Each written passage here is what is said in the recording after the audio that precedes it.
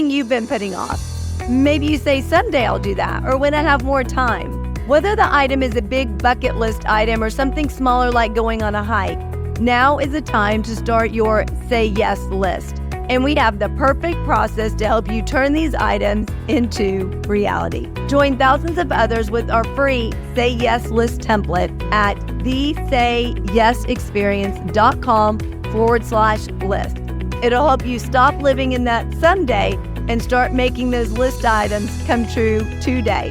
So download it now at thesayesexperience.com/list. Welcome to the Say Yes Experience podcast, where we inspire you to get out of your comfort zone and into possibility. Our mission at the Say Yes Experience is to empower 10 million people to say yes. If you're new here, welcome. We're thrilled you're here. I'm Jessica Rector. I co-founded the Say Yes Experience with my then 9-year-old son Blaze, based off his idea to let's just say yes to things. I'm one of the top experts on burnout, and companies and conferences hire me to present on mental health, wellness, and burnout prevention. As a #1 best-selling author of 11 books, keynote speaker, and a burnout specialist, I've seen so much with our clients. The Say Yes Experience was started to help you really start living, to do the things that light you up, have more fun, and turn your dreams, or what we call Say Yes list items, into reality. So thank you for investing in yourself and being here. Now let's make it happen. As a kid, Cody Packer was bullied for his imperfection, and he was given an opportunity one day to embrace his imperfection. And he said yes to that opportunity and was able to find a huge benefit in this imperfection and found self-love. And now he helps others do the same. Please help me welcome to the show our guest today, Cody Packer. Thanks for joining us, Cody. We're so excited that you're here. So I know you've had some challenges that have come up in the past, and you have said yes to those to move you to the next level. So let's kind of unpack what those are for you. Absolutely. Thank you so much for having me. Well, the first beautiful gift that I was given at a young age was what the world calls a speech impediment, commonly known as a stutter. I just call it a difference in speech. I love that. Since a young age, I was invited into owning this voice, and it was a struggle for a long time. And I wasn't saying yes to it. I was pretending it wasn't there. I was avoiding it. I was trying to speak in a way where I was hiding the way I truly spoke so I could sound like everyone else. So it wasn't until I was actually, I went through every thought of talk therapy, art therapy, hypnotherapy, speech therapy when I was younger. And honestly, I don't feel like I was saying yes, but they also weren't saying yes to me. Because what was happening was they were telling me I was a problem over and over and over again. So it kept me in this loop with my walls up where no one likes to be told they're a problem. No one likes to be told they need to be fixed. And for the longest time, I was just, as a teenager, wanting to hide this all. So I wasn't saying yes to me. It wasn't until way later, when I was about 26, this was, weirdly enough, it coupled with this incredible part of my life where I was presented with losing my job. It was a corporate job I'd had for a long time. And then 1 or 2 days later, I found out my wife at the time was cheating on me, so we split up. So this whole, it just opened up this whole cabin in my life to really come back to me. And what happened was I'd applied a year before to work at a young kids camp with kids who stutter. And I got a call about 3 or 4 weeks after all this happened with my job and my wife, and they said, do you want to come and work at the camp? And I was so scared because the last time I'd been in a group environment, I had been ridiculed, and it was a lot of trauma wrapped up around it. And for whatever reason, I had a gut instinct where it was like, you know what, I think this is going to be different. So that was the first moment, 26 6 years after I was gifted this that I truly did say yes. So, Cody, what I love about that is how you're languaging that I've been gifted this, as opposed to thinking it's a challenge or an issue or trouble, as so many people in your life as a kid had told you that you're trouble. So how did you change from maybe believing that you're trouble? Because we just as humans, when we hear something enough, especially as a child, we start to believe that, right? We start to buy in that as though that's our truth. And one of the ways that I work with our clients is that we have to change that story that we're telling ourselves, because as kids, we don't know any better. We believe them over ourselves as kids. So as a child, I'm sure there were parts of you that were believing them that you're trouble. So how did you go from changing that to saying, this is a gift that I've been given? It's a great question. Just for people out there, like, yeah, my whole childhood, my whole growing up, I did have this belief. I did have this shame and embarrassment around my voice because I was bullied for it. I was teased for it. Some days I couldn't even get my name out. If a person asked my name, and then people would be like, did you forget your name? And so I had to wear a lot of that. And a lot of that was just other people's lack of being able to hold space and uncomfortability. That then as a child I projected onto myself as oh, they don't like the way I am, that needs to be my problem. So where it changed actually was when I did say yes and I went to this camp. Now why this changed is because I walked into an environment where we did some staff training with other people who stuttered like me that were on the staff. There was other speech language pathologists there that did stutter and didn't stutter that were just training to work with people. And what I walked into was this environment of, we are going to meet you where you're at. We are not going to talk over you. We're not going to ask you to be fluent. This is how we treat the kids at the camp. We give them space for them to express themselves as they are without putting anything on them to be any different. And so even though I was on the staff, I was met with this energy too. And it completely changed the way, it was like this big exhale where I'd been holding all this weight my whole all of a sudden I could just let go, and I could finally realize that, man, if I am just me, there is other people that will, where I can belong. Whereas my whole life it had been this journey of trying to mold myself to fit in at the expense of hiding the real self. And then it created this inadequacy, really deep inadequacy. So this was the time where I just got to let down all the armor and the guards, and I could finally just speak at the pace that I wanted to. I wasn't trying to impress anyone. I wasn't trying to change myself. And spending time with the kids like that, it was just truly incredible because they were a mirror to me. It was like me looking at little versions of myself.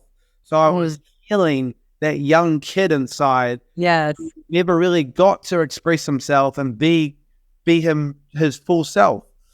And one crazy thing that happened was on the last night of the camp, I was standing by the lake at about midnight. We'd all made these beautiful white paper lanterns and we put them out onto the water with our memories for the last 2 weeks. And I was one of the last ones awake.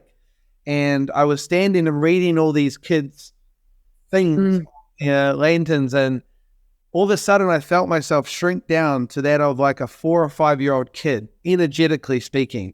And I just having this out of body experience. And then the next thing I know, this little kid walks up to me, and it was me at the age of about 6 or 7. And I just remember that he just grabbed my hand and he just said to me, look, you don't have to be scared anymore. You can use your voice. It was like that kid that came back, that I had given him this time and space to actually be expressed. And now he was the one that was calling me forward into using my voice and saying yes to myself outside of the space, moving forward. You know, so much is coming up for me, Cody, because there's a big difference between feeling like we belong and trying to fit in, right? And I think so often, especially as kids, we try and fit in. We try to be what other people want us to be, or what other people think we should be, or how they think we should show up or express ourselves. And then as we grow up and become adults, we tend to do that same thing. We tend to forget who we are and say, oh, I'm going to try and fit in with this group of people. Oh, they're like that, so I'm going to be like that. That's what they like, so I'm going to be like that. And then there comes a point that hopefully in everyone's life that they say, whoa, wait, what do I really like? What do I want to be? How do I want to show up in this world? And that is a gift that you found that out, I say early in life, like in your 20s, as opposed to waiting until you're 40 or 50 or 60 years old saying, okay, my whole life I've been trying to fit in with who people wanted me to be and how they wanted my voice to be, as opposed to recognizing this is all of me and really owning that. Because when we allow ourselves to really own that, it builds our confidence, our belief in ourselves, and then we can continue to go out and be our best amazing self, right? Once you were able to do that, you can go out there and really shine your light in so many different ways and be that person that you're meant to be, but also be that great role model for those kids that were around you in the camp. You know, I'm thinking one of the things that you said, you know, and how it made me feel, and I don't know if it was your intention, but when you were talking about people when you were young saying that you were trouble, I just kept thinking when you were talking about that if that was me as a kid and I started to believe these other people, and if it had to do with something like my voice, I would stop speaking out. I would stop wanting to talk. I would not volunteer an answer when someone, you know, because we called upon to read out loud in class. Like, so I'm just thinking like that would be such an ingrained fear in me of, you know, people shaming me or ridiculing me, making fun of me. And, you know, and so I put myself in your shoes, and although it's your rebel, like actually speaking out verbally, but also a metaphor for your voice in the world. If we stop speaking up and sharing our thoughts and our opinions, who do we become, right? I mean, we stop becoming who we're really meant to be. We stop being heard. Or maybe we feel like because we're not being heard, we're not being seen.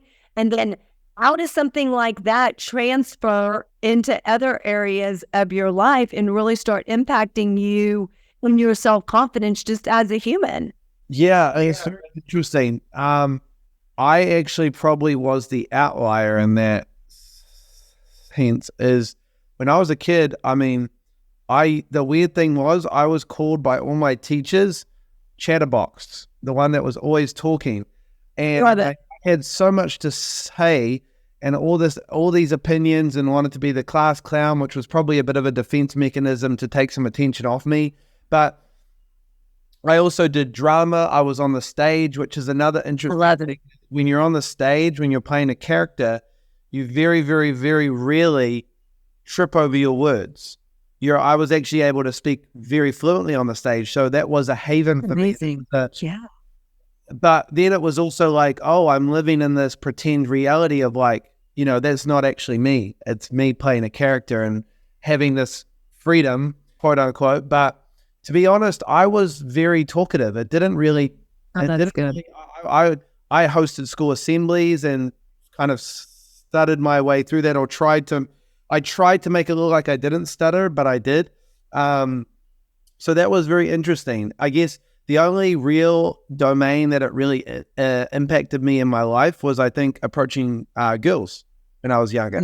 So that was really difficult for me because and just going to school every morning. I'd wake up. I've made an international stuttering awareness PSA short commercial on this too, trying to get people in the shoes of it. Of like every morning I'd wake up, I would play the movie in my mind of me getting up in school, tripping over my words, getting bullied, getting teased. And of course it would come true because the brain doesn't know the difference between a thought and an experience. So I was experiencing this over and over in my body, and I was making it actually, I was I all think we have the capability we are the creators and directors of our own lives. Like our life is a movie and the world is a movie theater. And I was playing this coming of age horror movie growing up. That's what I was creating through no fault of my own. But now I've transitioned onto a completely different genre of film. But the confidence piece was only probably with girls. I was very confident in other areas of my life. And, there came a point where I decided I would rather be loved for who I'm not than hated for who I am. Oh, wow. The other way around. I decided I'd rather be hated for who I am than loved for who I'm not. Because a lot of the time people were like, oh yeah, Cody, you're really cool. And yet it was this idea of Cody. It wasn't actually Cody. Now you're seeing full Cody. Like, this is him. He stutters someday. He stutters, he doesn't stutter someday, but this is him. Like, and he's completely okay with that now because he's able to look at it actually as a strength. Like, because I was trying to be a copy and this world has enough copies. Yes. There's plenty of it.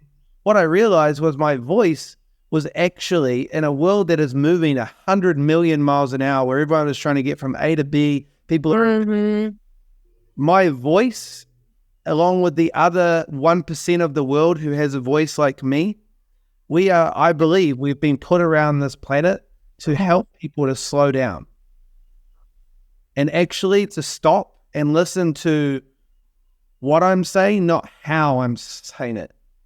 Do you want to start saying yes, but you just don't know where to start? And oftentimes when we don't know where to start, we just don't start. So we created an ebook just for you. We put together 101 ways to say yes. In this ebook, ideas big and small, things that only take a small amount of time, like 1 to 2 minutes. Whether you're saying yes to yourself, in your family, relationships, or pushing yourself lovingly outside of your comfort zone with adventures, it's all made to really help you become more of your rock star self. So you can get this ebook at thesayyesexperience.com/book, BOOK. So if you want to start saying yes, or maybe you need some ideas on how to say yes because you get so caught up in being busy and doing tasks and projects or doing laundry and cooking that the time flies by and you want to spend time with your family, but you just don't know how to say yes. Those ideas just don't come to you. We put it together to make it super, super easy for you. So go to thesayyesexperience.com/book to get your copy today and start saying yes now. Are you feeling overwhelmed, stressed, or burned out? We get it. You're not alone. In fact, according to our research, 79% of the workforce is in burnout and almost half are in extreme burnout. In fact, it's the number one reason why people are leaving organizations. They're burned out. They're looking for something more. They're looking for something better. But it doesn't have to be that way. We have your solution. It's called Blaze Your Brain to Extinguish Burnout. 52 Keys to Prevent, Breakthrough, and Eliminate Burnout. You can find your copy at justcorrector.com/store. Now, this is a great tool that you can use with yourself, with your colleagues, within your organization. Everyone can get one, and you can go through one a week with them. And at the end, you can say, what was something that worked this week? What was the success you had? So you can champion and encourage each other. You can also ask what were the challenges and issues that came up, so you can mastermind and brainstorm around those to keep those from coming up in the future. So make sure you get your copy at justcorrector.com/store. All books are autographed with a personal message just for you. Oh, I love that. I love that. Like, for us to slow down and our brains to slow down, right? Because our brains are going in every different direction so fast. And I also believe something that jars our brain that's different, like even like if things sense different accents, make our brains have to slow down, right? So maybe someone puts the accent on a different syllable in a word than what we might be used to. It makes our brain stop and pause and have to actually think, which is exciting because our brains are going so fast. So I love your perspective on that it makes us stop and slow down and really pause. And there's so much power in pause. Instead of going, that we stop and pause. And our brain, we actually are training our brain in a different way. So I love that. So how did you come up with that philosophy and kind of get this whole, I just feel like wrapping your arms around it. That's it. That's the best thing I can think of, like really embracing the stutter and who you are. I know the camp was initial, the kind of like light bulb moment, if you will, but I feel like now you're really wrapping your arms around it and embracing it in a full way. So what happened after the camp, or, was there another incident or situation that you said, okay, now I've got to, because it seems like that was kind of the beginning. And then what happened for you to here to really give yourself a big hug? Yeah, it's a great question. So I just want people to realize, I was so close to saying no to that camp experience that opened so many doors up in my life that contributes to the way that I am now. And the difference between that happening or not happening was one letter. Yes, no, one letter could have defined a whole different path. So after I got out of the camp, I had another choice. Do I choose myself from this point on? So this was another yes, no. And of course it was a yes. So I started being very active in this stuttering community. I was doing stuff on Zooms with adults and kids all over the world. I started, I made this International Stuttering Awareness Day, kind of commercial PSA thing, and put that out there. That went kind of viral. And after that, I started coming back to myself and realizing what lights me up. I've been a filmmaker.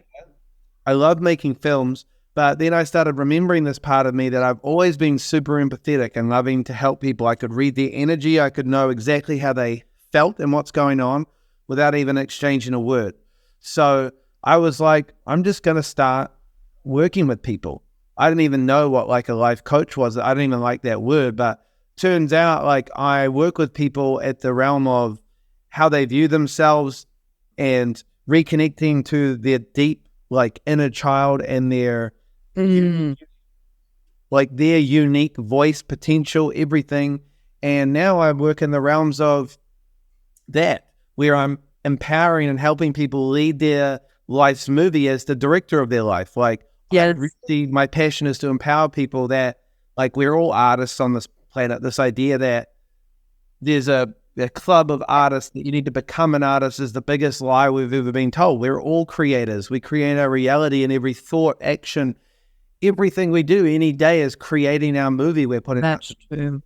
So that's what I do now. And I had to keep saying yes. And I had to, I had to be okay with loving myself in a way that I'd never loved myself before.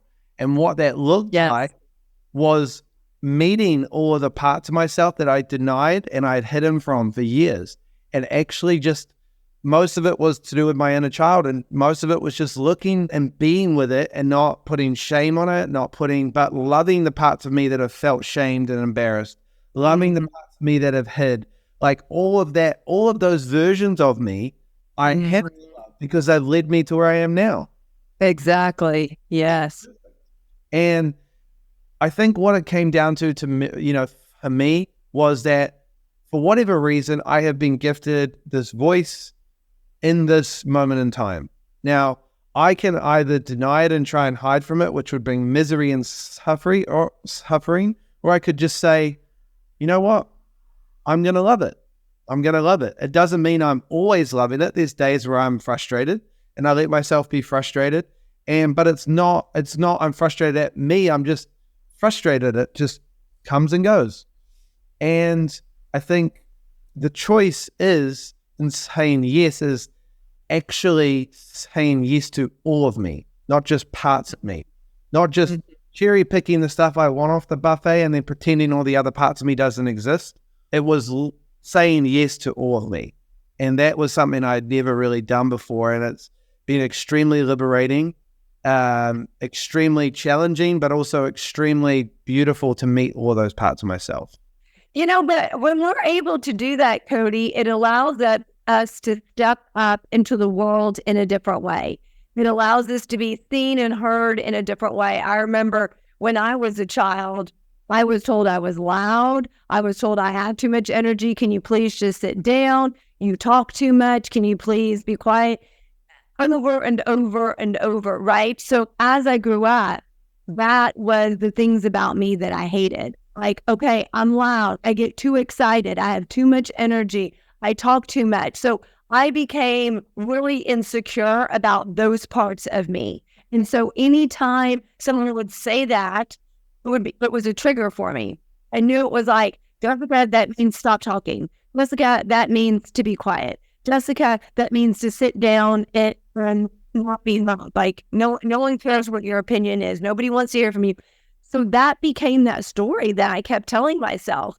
And now when someone says, hey, you're loud, you have too much energy, you talk a lot, I'm like, thank you, because that's what people hire me to do. People love me. Like, that's how I make a living. But all those things that we're told, and then we keep repeating those things to ourselves, if we shy away from them, that makes us be just a small fraction of who we're really meant to be. But when we embrace those things, great. I'm loud. I talk. I have opinion. I have a lot of energy. But guess what? That's what makes me different than a lot of other people. And there's going to be people, Cody, there's going to be people out there that don't like us. Right. They're not going to like us because that's not hair color. They're not going to like us because we're tall. They're not going to like us because of whatever the reasons are. Well, being loud or having too much energy may just be part of it, right?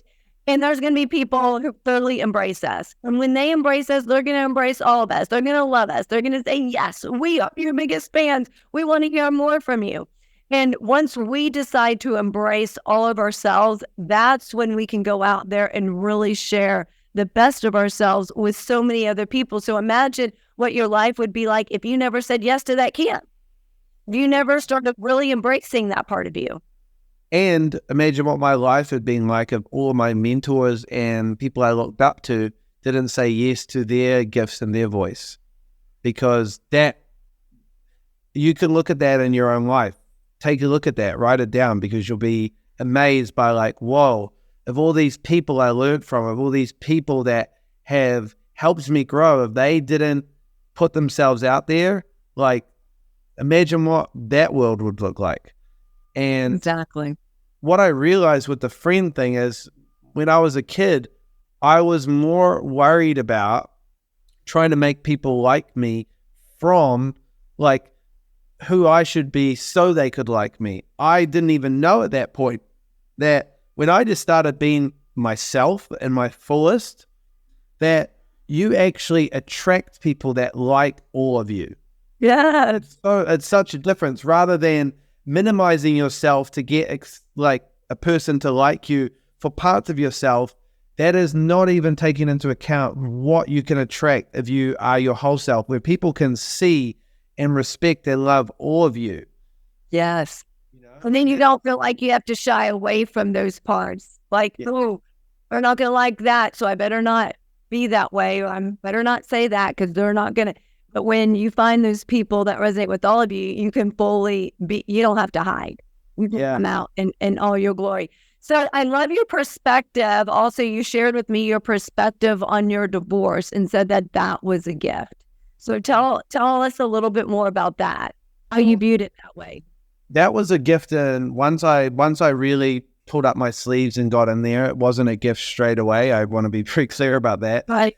The first 2-3 months were probably some of the most intense heartbreak and just heavy emotions that I've ever experienced. But why I consider it a gift, the greatest thing that's probably happened to me in my life, is because it allowed me to come back again to parts of myself that had just been buried and lost within a relationship. And these were things like not expressing my needs, not knowing my values, avoiding conflict. and even some patterns that have played out over a long period of time. Why it was a gift to me is because it opened the doorway back to myself. Basically, I got removed from this illusion. Like, I thought I had my whole life worked out. And then life was just like, here, like, let's give you this lesson. It's all an illusion because it's all in the future, and the only place anything happens is right now. Nothing else exists. So this was a beautiful lesson for me to come back to myself and realize I have to be my number one priority, and that I am the only person I ever have in this life. That is guaranteed. Everything else comes and it goes. The form changes.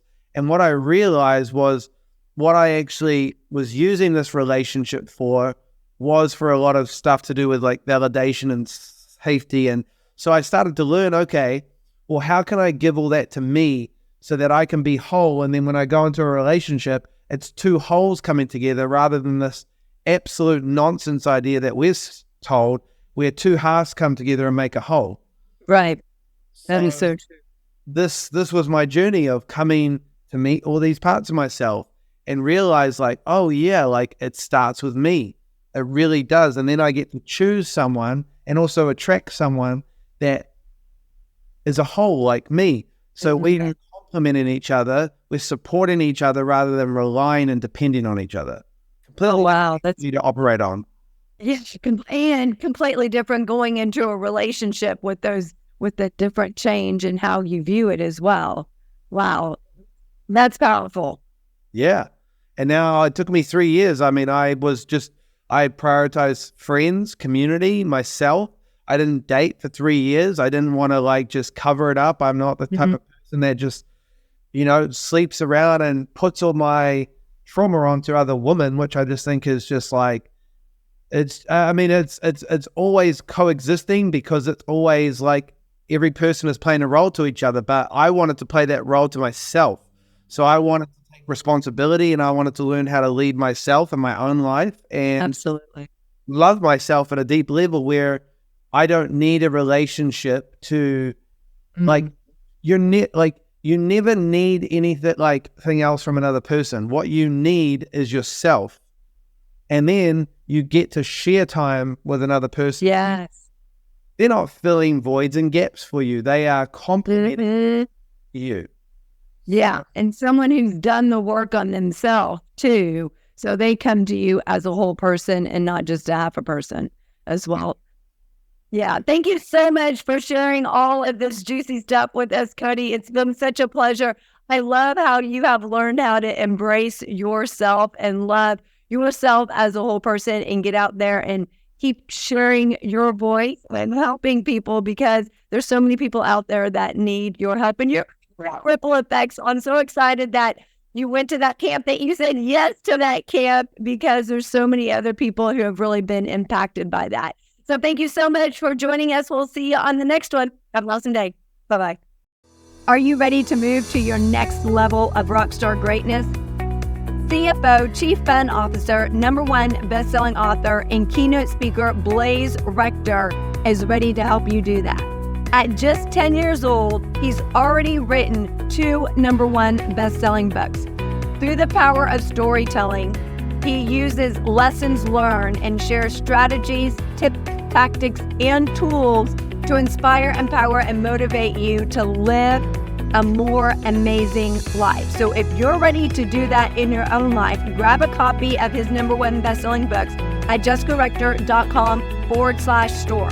And when you order your copies, he will personally autograph them and write you a message on those books before shipping them out to you to really inspire and empower you in your life. These books are great for adults and kids alike. So if you're ready to move to your next level of rockstar greatness, make sure you grab your copy at jessicarector.com/store.